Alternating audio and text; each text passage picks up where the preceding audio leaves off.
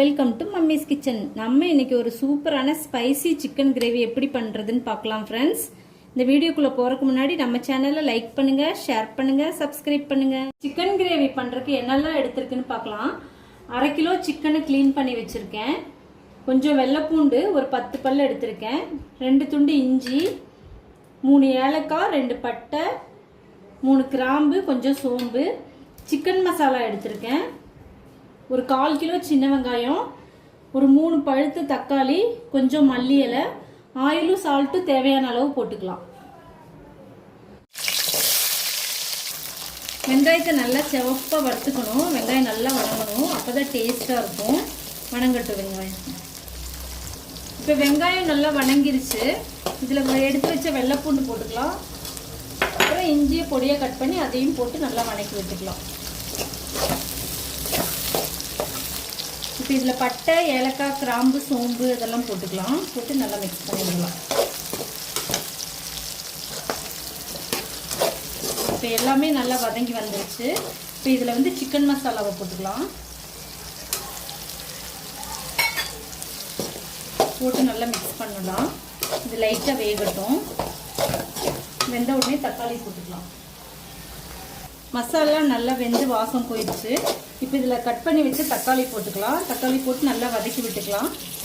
தக்காளி கொஞ்சம் வதங்கி வந்ததுமே இதை நல்லா ஆற வச்சு ஒரு மிக்சி ஜாரில் போட்டு அரைச்சி எடுத்துக்கலாம்.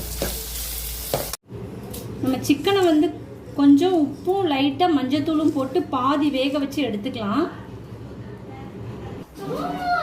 இப்போ ஒரு கடாயில் எண்ணெய் ஊற்றி கடுகு போட்டுக்கலாம். கடுகு நல்லா பொரியட்டும். அதிலே கருவேப்பிலை போட்டுக்கலாம். கருவேப்பிலை நல்லா கறிவிடும். இப்போ இதில் வேக வச்சு சிக்கனை போட்டுக்கலாம். இப்போ நல்லா வணக்கி விட்டுக்கலாம். சிக்கனை போட்டு கொஞ்சம் லைட்டாக வணங்கி வந்ததுமே நம்ம அரைச்சி வச்ச மசாலா எடுத்து போட்டுக்கலாம்.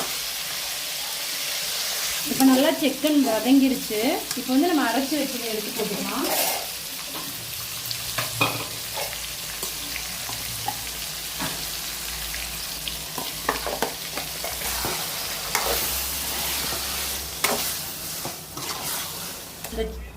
இதில் சிக்கன் வேக வச்ச தண்ணி கொஞ்சம் இருக்கு, அதையும் ஊற்றிக்கலாம். இப்போ நம்ம இன்னும் கொஞ்சம் உப்பு போட்டுக்கலாம். ஏற்கனவே சிக்கன் நம்ம உப்பு போட்டு வேக வச்சுருக்கோம், அதனால் இன்னும் கொஞ்சம் சால்ட் போட்டுக்கலாம். கொஞ்சமாக போட்டால் போதும். இப்போ இது நல்லா கொதித்து சுண்டி வந்துருச்சுன்னா மல்லி இலை போட்டு இறக்கிடலாம். இப்போ நமக்கு ஸ்பைசி கிரேவி ரெடி ஆயிடுச்சு. எண்ணெய் நல்லா பிரிஞ்சு வந்துருச்சு. சூப்பராக இருக்குது. இதில் நம்ம இப்போ மல்லி இலை கொஞ்சம் போட்டுக்கலாம்.